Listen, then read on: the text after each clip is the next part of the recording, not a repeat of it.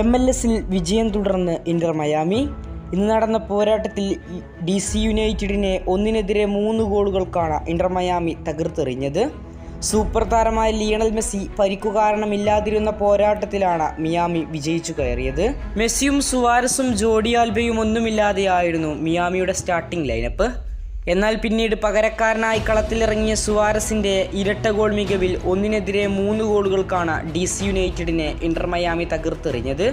നിലവിൽ 5 മത്സരങ്ങളിൽ 10 പോയിന്റുമായി മിയാമിയാണ് പോയിന്റ് ടേബിളിലെ 1-ാം സ്ഥാനക്കാർ. മത്സരത്തിന്റെ 16-ാം മിനിറ്റിൽ തന്നെ സ്ട്രഡ് നേടിയ ഗോളിലൂടെ DC യുണൈറ്റഡ് മുന്നിലെത്തിയതാണ്. എന്നാൽ 24-ാം മിനിറ്റിൽ ലൂയിസ് കമ്പാന മിയാമിയെ ഒപ്പം എത്തിച്ചു. ആദ്യ പകുതിയിൽ സ്കോർ തുല്യമായി തന്നെ നിന്നു. എന്നാൽ രണ്ടാം പകുതിയിലാണ് സുവാരസ് കളത്തിലിറങ്ങുന്നത്. മത്സരത്തിന്റെ 72-ാം മിനിറ്റിലും 85-ാം മിനിറ്റിലും മനോഹര ഗോളോടുകൂടി സുവാരസ് മിയാമിയെ മുന്നിലെത്തിച്ചു. 1-3 ഗോളുകൾക്ക് വിജയിച്ച മിയാമി ഇതോടെ പോയിന്റ് ടേബിളിൽ 1-ാം സ്ഥാനത്തേക്ക് തിരിച്ചു കയറുകയും ചെയ്തു. നിലവിൽ മിന്നുന്ന ഫോമിലാണ് ലൂയിസ് സുവാരസ് ഉള്ളത്. ഇന്റർ മയാമി ജേഴ്സിയിൽ 7 മത്സരങ്ങൾ കളിച്ച സുവാരസ് 6 ഗോളും 5 അസിസ്റ്റും ഇതേവരെ സ്വന്തമാക്കി കഴിഞ്ഞു.